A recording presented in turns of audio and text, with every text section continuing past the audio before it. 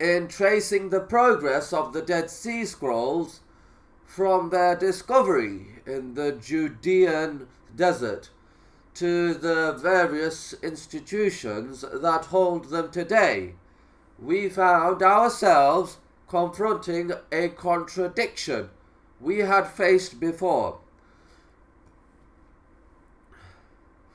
The contradiction between the Jesus of history and the Christ of faith. Our investigation began in Israel. It was to extend to the corridors of the Vatican and even more ominously into the offices of the Inquisition.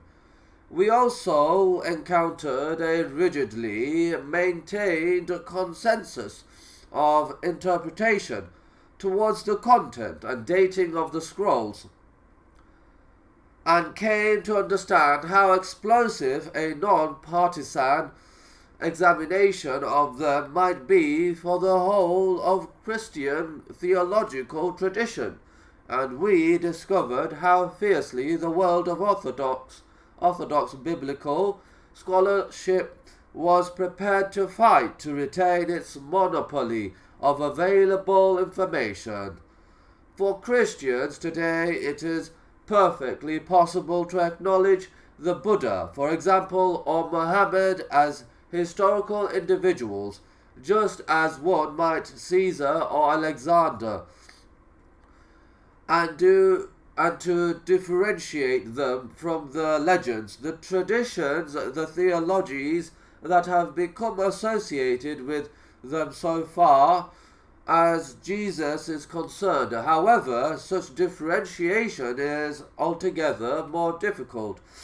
At the very heart of Christian belief, history and theology are inextricably entangled. Each suffices the other, yet each, if looked at separately, is a potential threat to the other. It is therefore easier and safer to blur the demarcation lines between them.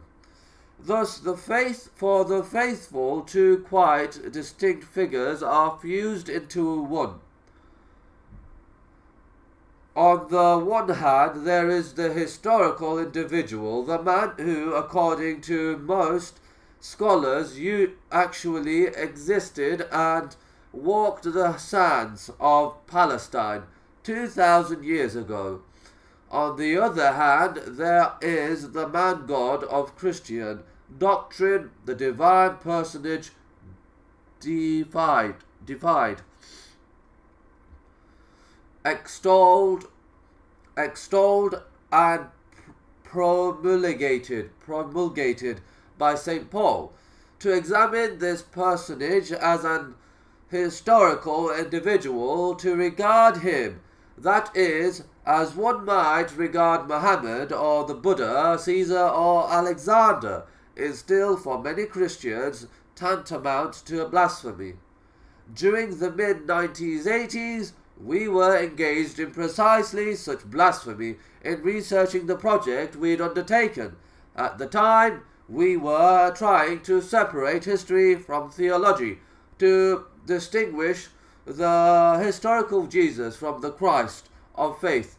In the process, we blundered head-on into the muddle of contradictions that confronts all researchers into biblical material, and like all researchers before us, we found ourselves bewildered by that muddle. In the kind of research we'd embarked on, scriptorial accounts, needless to say, could provide only the most meagre aid as historical documents and testimony. The gospel, as every scholar knows,